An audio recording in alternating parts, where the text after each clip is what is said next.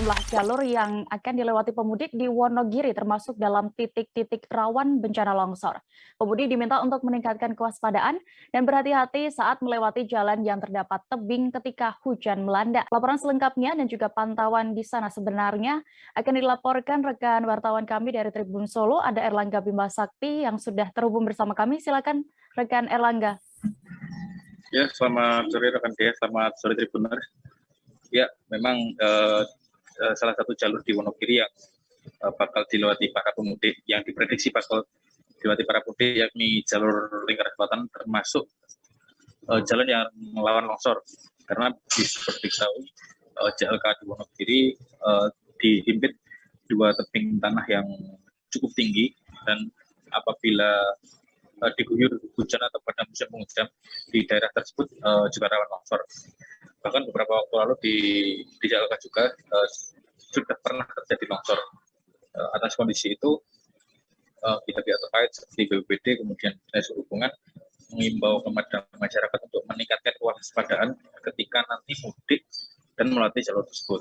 Dan apabila di musim penghujan, apabila nanti hujan pas kebetulan melintas di sana, diharapkan untuk bisa memilih jalur lain atau di jalur selain JLK, misalnya melewati kota atau melewati jalur yang lain. Selain itu, selain rawan longsor di sejumlah titik di Wonogiri juga rawan pohon tumbang.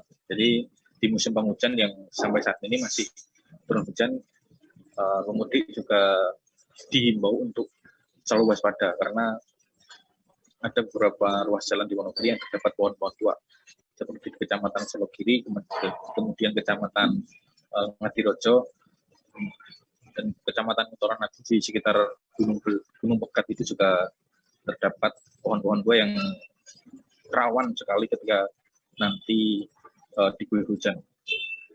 Selain itu di JLK juga ada jalur lain yang juga termasuk jalur rawan longsor, yakni di sekitar Gunung Belah yang ada di lingkungan Globok, Kelurahan Purworejo, atau jalan menuju arah Waduk. Ya, jadi di sana juga termasuk kawasan yang bahaya longsor.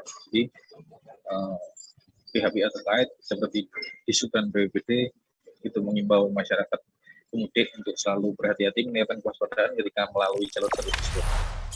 Jangan lupa subscribe, share, komen, dan like ya.